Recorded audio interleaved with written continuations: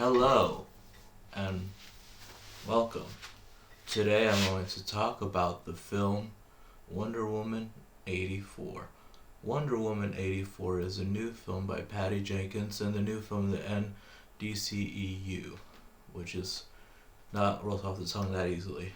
So, this movie, it stinks. Anyway, uh, so in this movie, Diana is living in 84, is very lonely, as seen in a really forced scene where she's eating dinner and the waiter says, "Are you waiting on anyone?" She says, "No."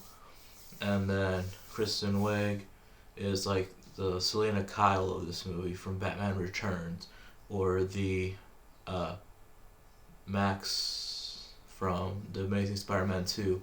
No one knows who they are, they're nobodies. And that was why they turned evil, which is really stupid. Okay, and we have Adam Pascal as the villain, who is amazing. So, what is the plot? The plot of this movie involves a stone that grants wishes that takes as much as it gives. And Pedro Pascal's character, Max Lord, is called Max Lord, is a oil tycoon who is pretty much a con man, Ponzi scheme kind of guy, who is really a hack fraud and wants to prove himself. And he has a son who he doesn't want his son to think he's a loser, so he makes his one wish for the wish stone to be the stone, so he can grant everybody wishes and then take something from them, which is pretty evil if you think about it. And the whole movie is Diana, Wonder Woman, trying to find a way to stop him. And of course, there's the side villain of Kristen Wiig playing Barbara, also known as the Cheetah Woman. I don't know really much of the Wonder Woman comics.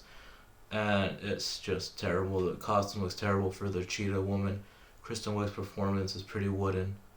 I'm not a big Kristen Wiig fan, and her acting here is not bad. It's just her character is so stupid. Like, the whole reason she's evil is because basically she wishes to be like Diana, but the one thing she gives back away is her kindness. Now she's a cold apex predator, and that's why she turned into a Cheetah Woman, because she wants to be an apex predator. And I'm not sure if the cheetah is an apex predator. I would imagine a lion is more of an apex predator, or a shark. But there's a funny thing, there's a stupid thing earlier where she comments on her shoes, Wonder Woman's shoes, as being cool and they're a cheetah print. I don't know, maybe that's something. I don't know.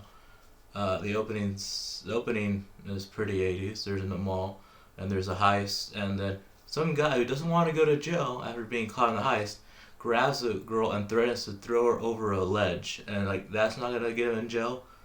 Also, they say Latin dancing in this movie. I think that's a reference to Cedric Victor Zavala's band, Latin Dancing. Whoever gets that joke, whatever. And shit, that was a dumb joke. Alright. And also, the only thing that really stuck out is, not in a bad way, is Chris Pine. Chris Pine is great in this movie. He's really good. Any scene with Adam Pascal, why call him Adam Pascal? His name's Pedro Pascal. For his whole review, I've been calling him Adam Pascal. I'm so sorry. His name is Pedro Pascal, who is most famous for being in Narcos. Anyway, Pedro Pascal's character, Max Lord, anytime he's on screen is great. He's a great actor. That performance really added something to the story. Chris Pine really added the emotional elements and played them off very well.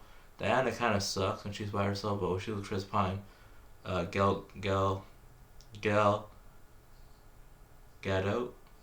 is really good with Chris Pine. When she acts by herself, it's pretty shitty. Well, other than that, it's just your typical action superhero movie. Nothing special. I don't even think the original Wonder Woman was something special. It was really just cool to see Wonder Woman, because really, when I first saw her in Batman v Superman, I thought she was awful. The fact that she could carry a movie on herself is pretty remarkable. But yeah, I mean, this is a low tier DCEU movie, and that's not saying a lot, because those movies are all low tier for the most part. And yeah, I mean, if you enjoyed this movie, great. I mean, I just enjoyed the experience. I saw this in Dolby Cinema, and this felt like a big cinematic experience. This is the same theater I saw The Hateful Eight 5 years ago on Christmas Day, or Christmas Eve. It's literally the same theater I sat in, Theater 18, I think, yeah.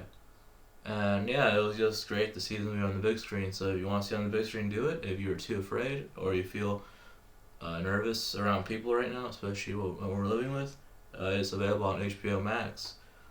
And yeah, so watch it there if you don't want to risk going out. Me, I've been going to movies for a while now, so seeing Wonder Woman 88 wasn't that too bad. Anyway, so this movie kind of sucked, kind of didn't. It was a fun experience. See ya, like and subscribe.